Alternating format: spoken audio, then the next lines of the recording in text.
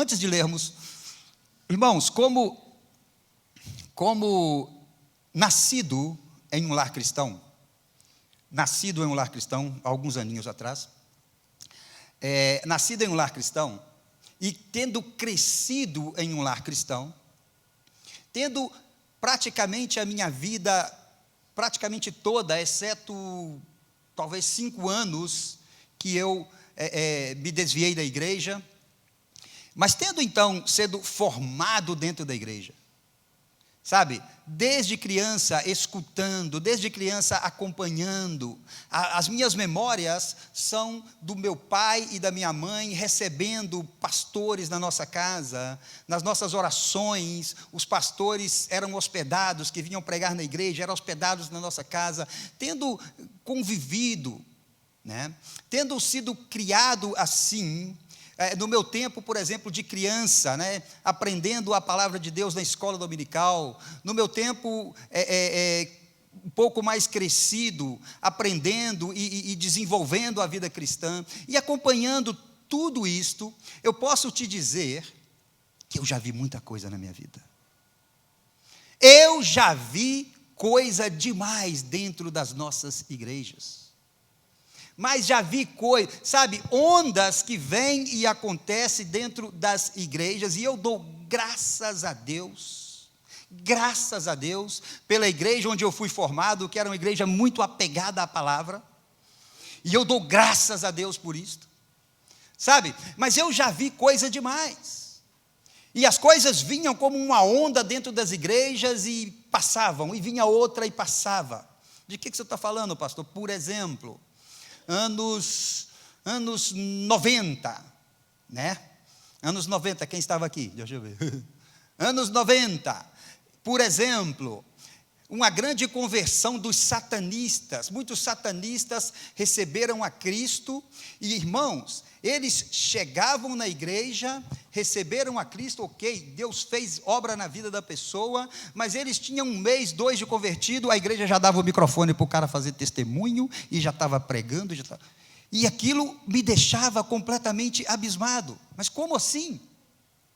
Como assim, se a gente que é formado dentro da igreja, a gente está convivendo com Cristo, aprendendo a palavra, e a gente demora anos para ter uma oportunidade, e as pessoas, olha, a conversão dos famosos, por exemplo, os famosos recebiam a Cristo, e eles vinham, e o testemunho deles, todos tinham que saber, e já dava o microfone para o famoso. Aconteceu muitas ondas dentro da igreja, sabe, tempos que diziam, vem um avivamento dentro da igreja, sabe, e acontecia coisas assim, completamente diferentes, e nós temos acompanhado tudo isso. Agora, veja bem, o nosso ponto é que, se um satanista, vamos colocar assim, se ele que aprendeu toda a vida dele, as coisas do diabo, aí então ele vinha, dava um microfone para ele, para que ele pudesse ensinar à igreja aquilo que ele aprendeu, para que a igreja não cometesse os mesmos erros que ele cometeu. Então, eu já vi de tudo. Não temos tempo para falar das coisas e dos testemunhos e tudo que a gente já viu. Mas por que, pastor, então, que o senhor está falando de tudo isso? Porque alguém me perguntou sobre a batalha espiritual, e eu disse, claro que eu creio na batalha espiritual, mas a igreja precisa entender do que se trata, e foi para isso o nosso seminário de ontem. A igreja precisa de ser doutrinada de acordo com a palavra de Deus. A igreja não pode ficar escutando ondas que vêm e que vão. A igreja tem que ter uma raiz. E a raiz da igreja continua sendo esta palavra. Não pode haver outra. E tudo que não está nesta palavra, a gente não quer, porque se não está nesta palavra, a gente não acredita, e não está nesta palavra, a gente não vai fazer. Não vamos fazer. Agora, o que está nesta palavra, sim. O que está nesta palavra, sim. O que está aqui, meu irmão, eu amo. O que está aqui realmente me interessa, porque o que está aqui, ele fala comigo. O que está aqui me redargui, me disciplina e muda a minha vida. Então, é o que está nesta palavra. Então, veja bem, Gênesis 3,15, agora sim vamos para lá. Eu queria falar mais, mas não vai dar tempo. Então, eu só desse aspecto, né? Mas vamos aqui agora no Gênesis 3,15, porque eu não quero extrapolar o tempo.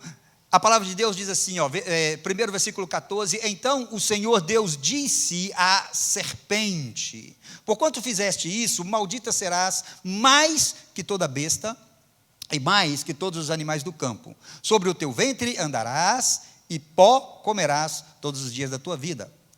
E porei inimizade entre ti e a mulher, e entre a tua semente e a sua semente. Esta te ferirá a cabeça e tu lhe ferirás o calcanhar. Algumas outras versões, no lugar de semente, traz a palavra descendente, né? Então ficaria assim, e porém inimizade entre ti e a mulher, e entre a tua descendência e a descendência dela. Esta te ferirá a cabeça e tu lhe ferirás o calcanhar. Esta foi a primeira vez que o evangelho foi pregado na Bíblia. Primeira vez que o evangelho foi pregado na Bíblia. Olha a promessa de redenção de Deus logo após o pecado. Isso aqui se trata do anúncio à serpente, que não é uma serpente, aqui é o diabo, tá bom? Aqui é o diabo, aqui se trata do anúncio de Deus sobre a consequência do ato do diabo com relação à mulher. Esse então é o anúncio. Deus então está anunciando o que é que aconteceria. Não lhes parece estranho que o primeiro a ouvir a mensagem de salvação, o primeiro a ouvir a mensagem de salvação fosse o inimigo?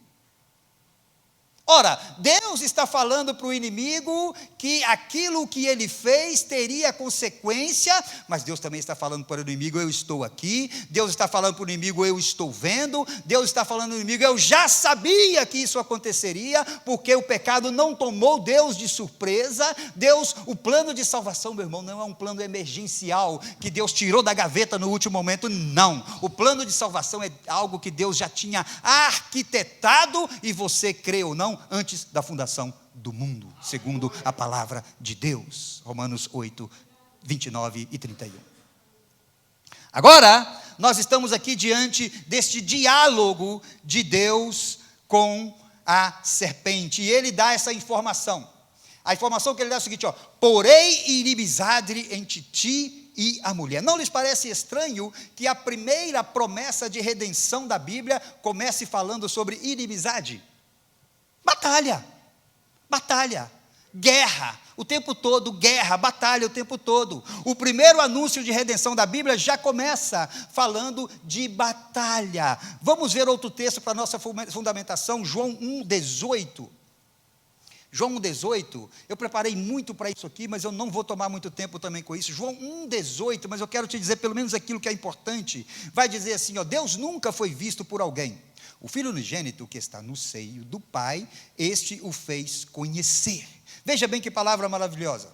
Isso aqui está dizendo o seguinte, ninguém jamais viu a Deus. Ninguém viu a Deus.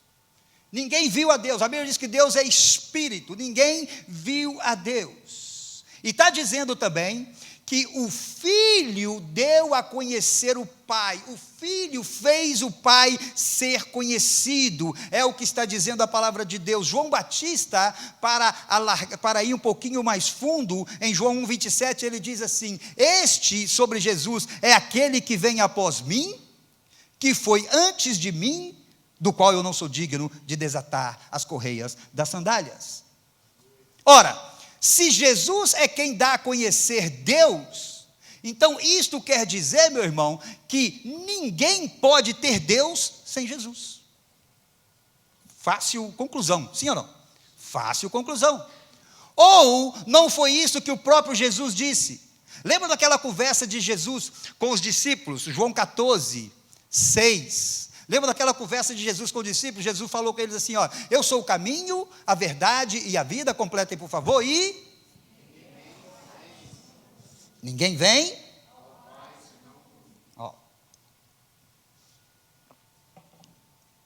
Foi isso que Jesus disse. Ninguém vem ao Pai senão por mim. O próprio Jesus está dizendo isso, né? Aí veja bem, Jesus vai dizer para ele assim também, para eles, se vós conhecessem o Filho, conhecerias também o Pai. Jesus vai dizer isto, lembram disto? Aí Filipe vai e ele entra na frente e fala assim: Senhor, mostra-nos o Pai, e isto nos basta. Jesus fala: Filipe, você está comigo, você está me vendo, como você pergunta, mostra-nos ao Pai? Olha, eu estou aqui, agora estou falando com as minhas palavras, é claro, eu sou a manifestação, eu sou o Pai, quem vê a mim, vê o Pai. Crede que estou no Pai, o Pai está em mim.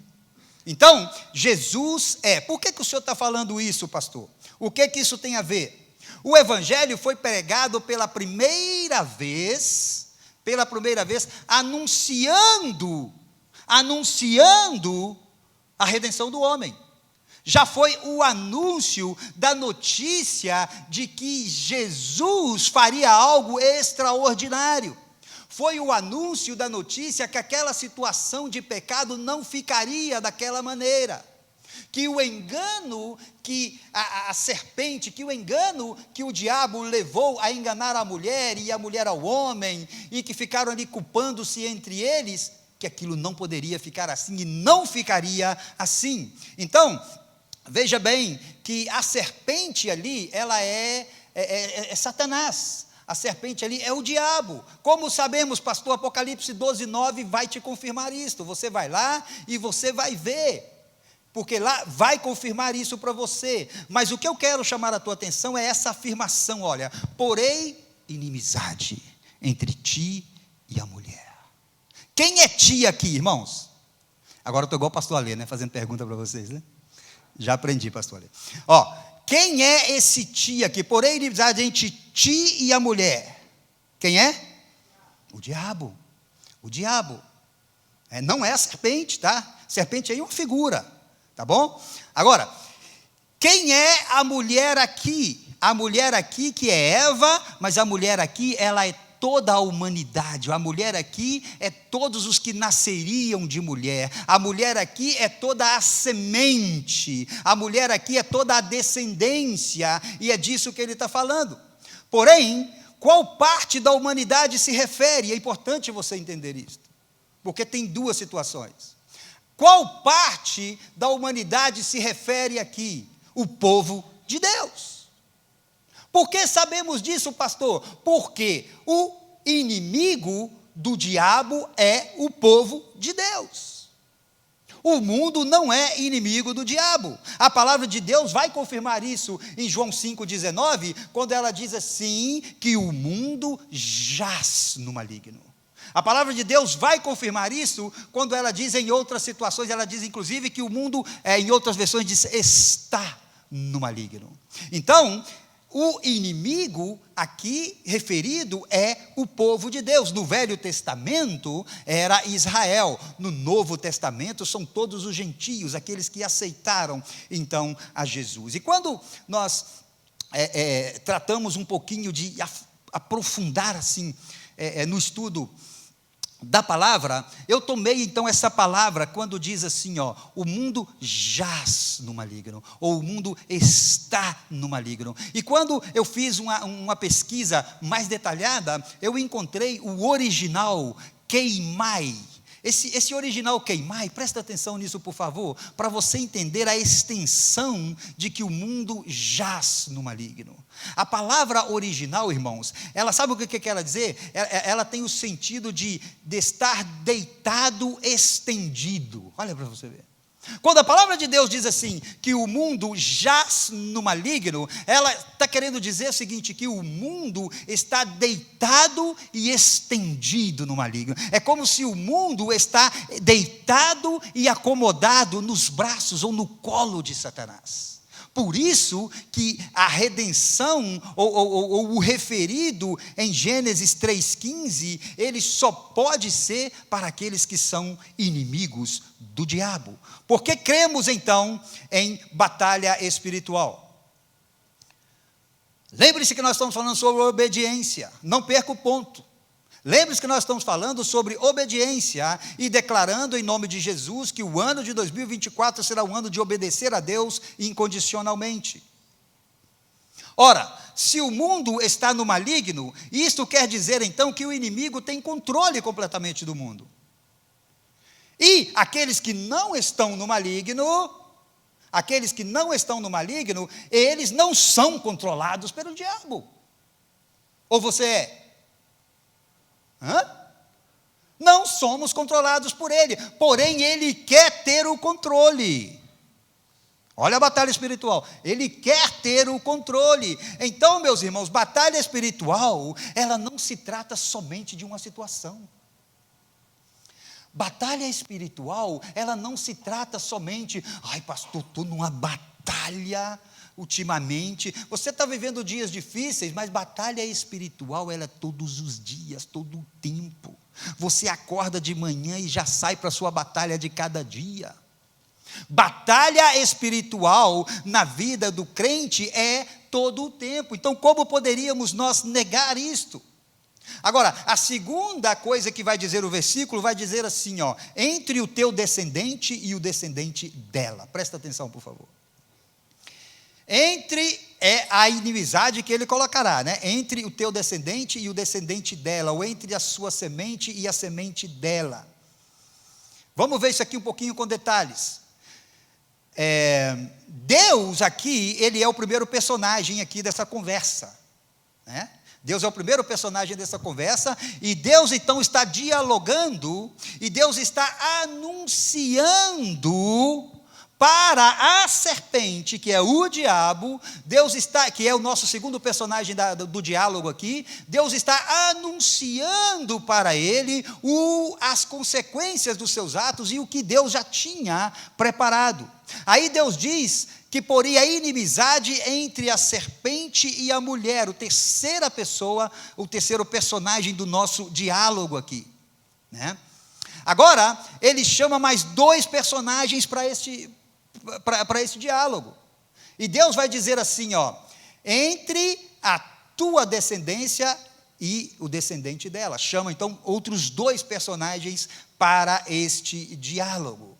E esta lhe ferirá a cabeça e tu lhe ferirás o calcanhar. De quem está falando aqui? Quem é o descendente da mulher aqui? Jesus. O Jesus é o descendente da mulher que feriria, e ele vai ferir a tua cabeça. É guerra, é batalha, fala de ferida. Veja bem, Cristo feriria a cabeça e seria ferido no calcanhar. Aonde foi que aconteceu isto? Na cruz. Na cruz. A primeira batalha no Éden e a maior batalha de todas da história, na cruz. Na cabeça do diabo, na mente do diabo, estava tudo armado. Levaria Jesus à cruz, Jesus morreria e ele teria vitória. Ele não sabia que era o contrário. Agora, você veja então, que a cruz seria, na intenção do diabo, nos planos dele, a vergonha, e ele feriria a Cristo no calcanhar. O que quer dizer isso? Cristo foi ferido aonde? No corpo de Cristo. Então, a maior batalha espiritual foi na cruz. Agora, deixa eu te dizer que, na cruz, Jesus venceu o diabo. Na cruz, Jesus venceu o diabo. Irmão, presta atenção nisso, por favor. Você não tem que vencer o diabo, não, porque o diabo já está vencido. Você não tem que vencer o diabo, porque ele já foi vencido na cruz. Essa foi a batalha ganha por Jesus Cristo na cruz. Jesus venceu na cruz a Satanás. Como foi que ele venceu? Morrendo na cruz. Como foi que ele deu a conhecer isto? Ressuscitando, e nós cantamos hoje aqui nesta manhã. Que coisa, né? Vocês nunca tinham cantado essa música, não? Aqui, já tinham? Nem me lembrava, veja bem. Olha, com a ressurreição, então, foi que ele consumou. Mas qual foi, então, a estratégia da vitória de Cristo? E aqui que eu quero a tua atenção. E aqui que eu quero a tua atenção. Porque só falta mais 47 minutos para a gente terminar.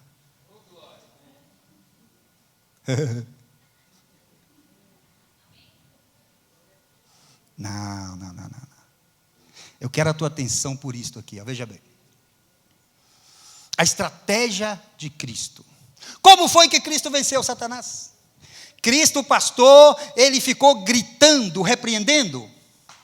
Cristo ficou fazendo correntes de orações e indo nos lugares estratégicos, geográficos, onde se supõe que ali naquela região o diabo é que manda ali. Não manda em lugar nenhum, gente. Ele não manda em lugar nenhum, muito menos na tua casa, muito menos na tua vida. Ele não manda. Como foi que Jesus venceu? Foi gritando? Foi rodopiando? Como foi que ele venceu? Veja bem. Nós estamos falando de obedecer a Deus. Preste atenção nisto, por favor, porque esta é a chave da vitória espiritual de toda a batalha que você travar na sua vida. De toda. É a única estratégia eficaz que você pode ter para ganhar uma batalha espiritual. Quantos querem ter vitória em suas batalhas? Que pergunta boba que nós fazemos às vezes os pastores, né? Claro que todo mundo quer, né? Como foi que Jesus então venceu a maior batalha espiritual da terra? Veja lá. Ele teve que fazer, teve que romper maldições hereditárias? Não. Teve que fazer aquelas regressões para perdoar quem já tinha morrido, e vem cá que você vai representar aquele que morreu, e vou orar, e você vai sentir perdão e tal. Isso é puro blá blá blá. Não tem nada disso. A Bíblia não tem nada disso. Como foi então que Jesus venceu? Foi fazendo isso que Jesus venceu? Não. Filipenses 2, 7 e 8. Veja como Jesus venceu. Bota, por favor. Pode ler comigo? Vamos lá? Mas aniquilou-se. Leiam comigo, por favor. Mas aniquilou-se a si mesmo, tomando a forma de servo, fazendo-se semelhante aos homens, e, achado na forma de homem, humilhou-se a si mesmo, sendo o quê? Sendo o quê? Até a morte de cruz.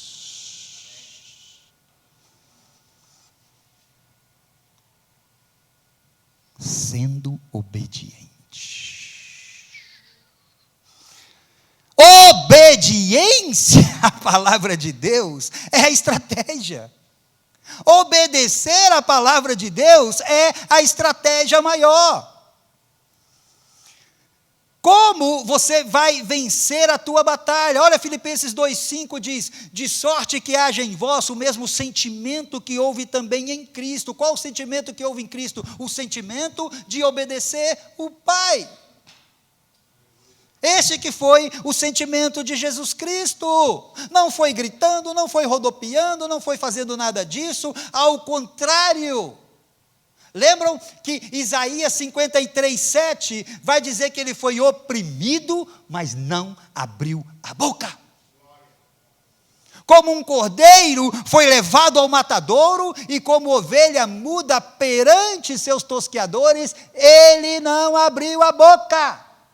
Não precisava abrir a boca, sabe por quê? Porque ele estava obedecendo o Pai. Não adianta ficar gritando e não obedecer a Deus. Não adianta querer falar que o irmão assim está fazendo isso, se você não obedece a Deus. Não adianta. Não adianta nada. Como foi que Cristo venceu? E porque sabemos que nós também venceremos, ou porque nós também vencemos. Colossenses 2, 13 e 14. Eu estou te dando muito texto, irmão. Porque que a palavra de Deus fale com você e não eu. Tá bom? Colossenses 2, 13 e 14. Eu nem tinha esse não, viu, irmã Marlene? Mas ontem a irmã veio e me trouxe esse, lembra? Aqui, ó, está aqui, ó.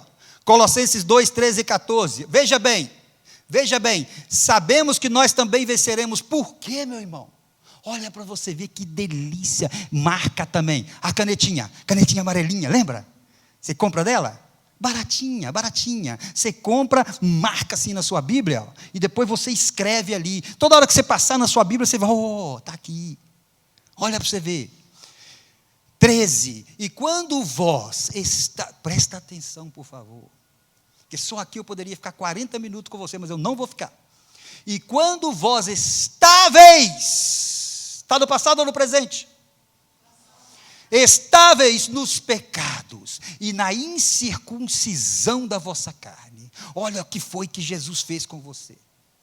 Ele vos vivificou juntamente com Ele, perdoando-vos todas as ofensas. Agora presta atenção nesta delícia de versículo. Havendo riscado a cédula que era contra nós nas suas ordenanças, a qual de alguma maneira nos era contrária, e atirou do meio de nós. Atirou de nós e tirou de nós e cravou na cruz. Batalha espiritual vencida. Tudo está pago. Pastor Ale explicou isso antes da palavra. Tudo está consumado. Não deve mais nada. Você não deve nada para o diabo. Nada. Não se engane. Não deixe ele te enganar. Ai, tem que terminar, né? Temos que terminar.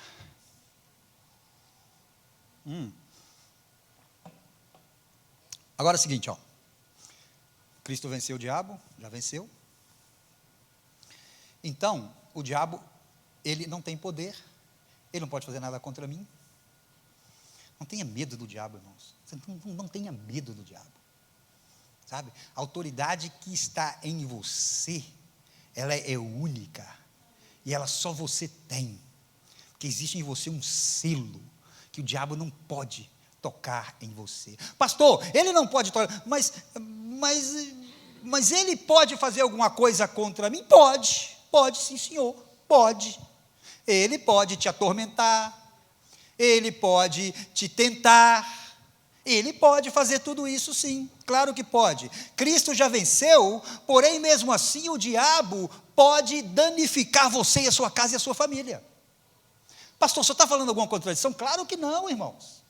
Eu estou falando que o poder que ele tem, veja bem, e nós vamos explicar isto, mas veja bem que o poder que ele pode ter é o poder que você mesmo dê a ele para ter. Você precisa de entender isso. A Bíblia não diz a palavra de Deus não diz que ele está ao redor. Lembra desse versículo?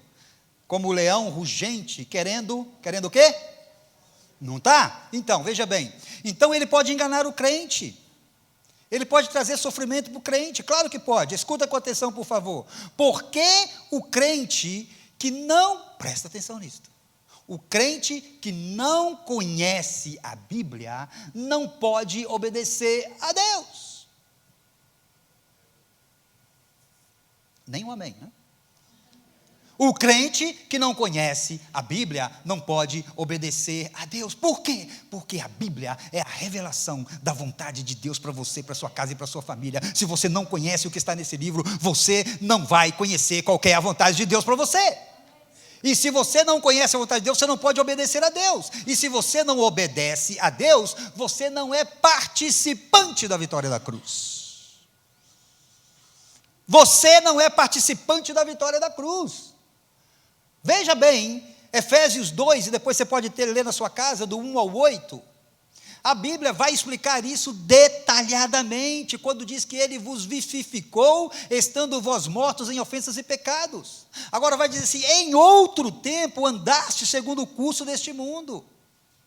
Olha o que vai dizer aqui agora, por que ele ainda pode, por que ele ainda pode danificar você, por que ele ainda pode tentar você, por que ele ainda pode tentar enganar você, porque Paulo, escrevendo aos Efésios, ele chama assim, segundo o príncipe das potestades do ar, do espírito, que agora opera nos filhos de quê?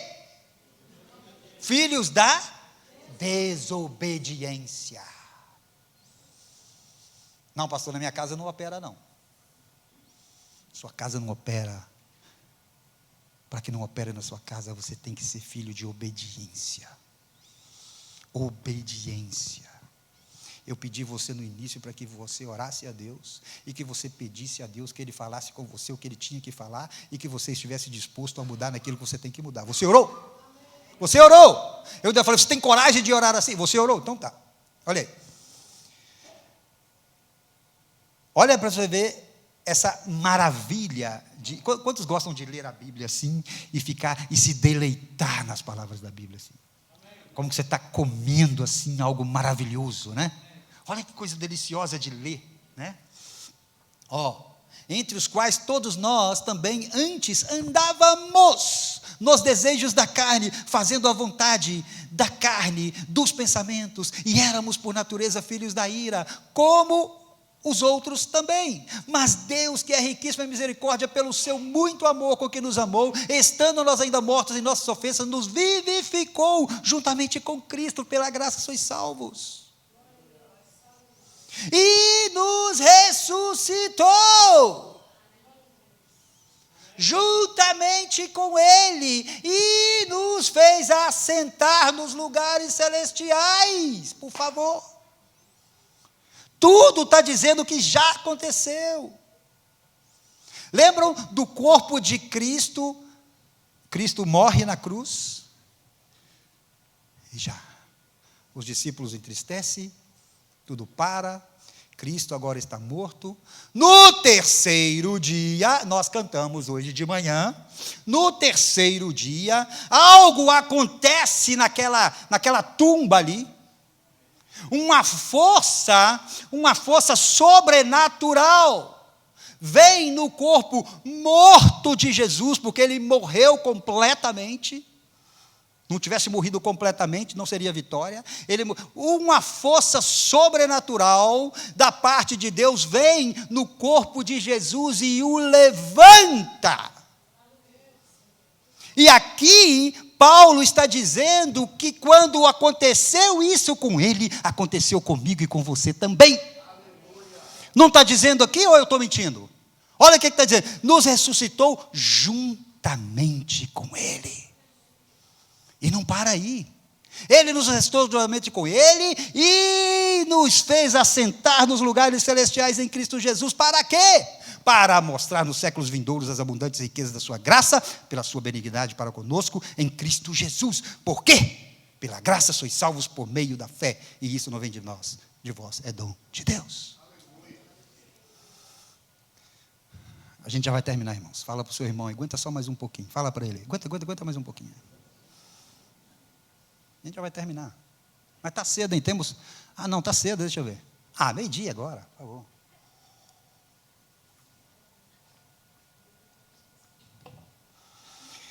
Sabe por que você às vezes perde a batalha, meu irmão? E aqui agora a gente vai apertar, tá bom? Sabe por que a gente perde a batalha, meu irmão? Minha irmã. Sabe quando que você está perdendo a batalha? Quando você está desobedecendo a Deus.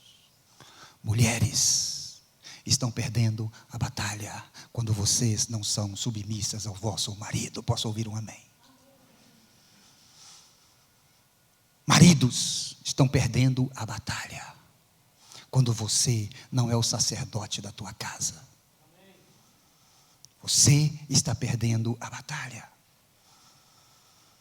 Perde a batalha quando você continua andando nos desejos da carne e não fazendo a vontade do Espírito.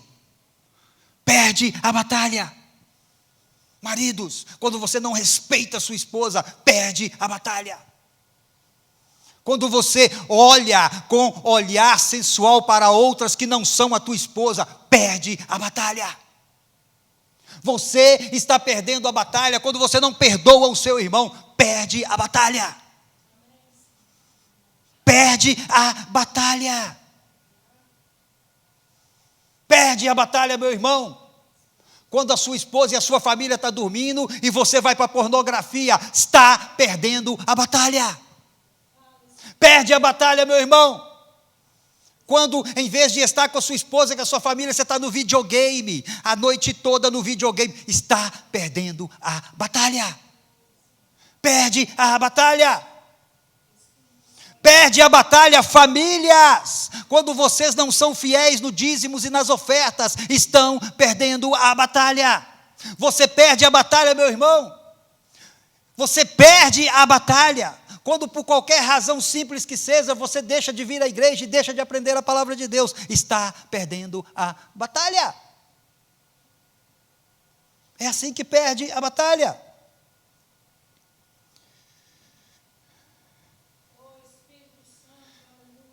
Jesus Cristo, depois da ressurreição, ele disse algo para a gente fechar. Só que quando eu aviso que eu vou fechar, ainda demora muito.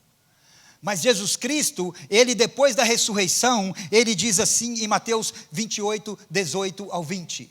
Ele diz assim, agora, Jesus ressuscitado, ele vai dizer assim para os discípulos. E chegando-se Jesus, falou-lhes dizendo, olha o que Jesus vai dizer. Presta atenção nisto. É-me dado todo o poder, onde? E na terra. Por quê? Porque Jesus agora, ele teria um anúncio para fazer para os discípulos, para os apóstolos. E se nós somos uma igreja apostólica, isto também é para nós. E Jesus agora, ele vai dizer assim, todo o poder me foi dado no céu e na terra, portanto, ide, ensinai todas as nações, batizando em nome do Pai, do Filho e do Espírito Santo, ensinando-as a guardar todas as coisas que eu vos tenho mandado. E eis que eu estou convosco todos os dias, até a consumação dos séculos. Jesus agora, ele está transferindo aos discípulos, aos apóstolos, ele está transferindo essa autoridade. Vocês vão fazer discípulos em todas as nações.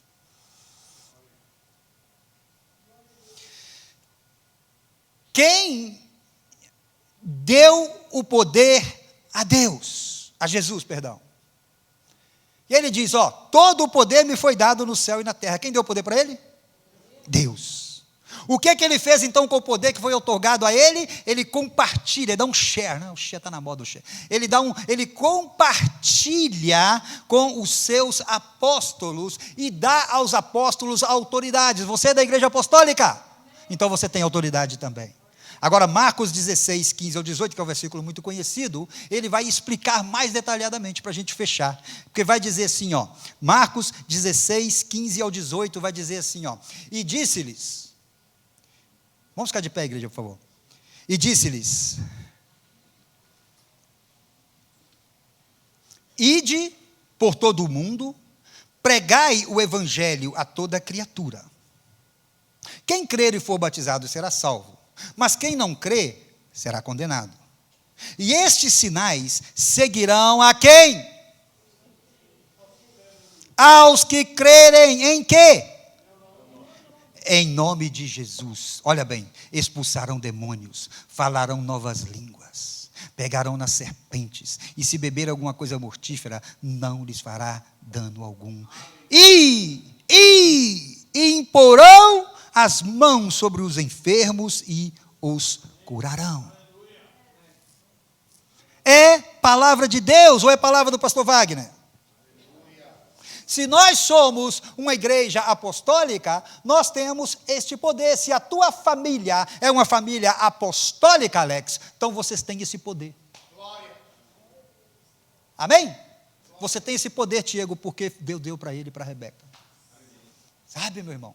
Então, nós temos este poder porque foi outorgado por ele, e esse poder ele vai muito além da minha compreensão. ele vai muito além do meu eu. Que Deus nos livre do nosso eu. Que Deus tire de nós esta manhã tudo aquilo que é do meu eu, do meu ego. E que Deus coloque em mim, e que Deus coloque em você o que é dele. 2024, ano de obedecer a Deus. Todos os dias são dias de obedecer a Deus, mas eu quero chamar a tua atenção, para que você possa fazer uma reflexão. Essa foi a nossa proposta na primeira palavra do ano. Que você olhe para o ano anterior e entenda todas as áreas da sua vida que você não obedeceu Deus. E você fala, passa uma borracha nisso, e que você possa obedecer a Deus em todos estes aspectos neste ano, e que continue obedecendo a Deus. Feche os teus olhos, e que você possa orar e agradecer a Deus pela palavra dele.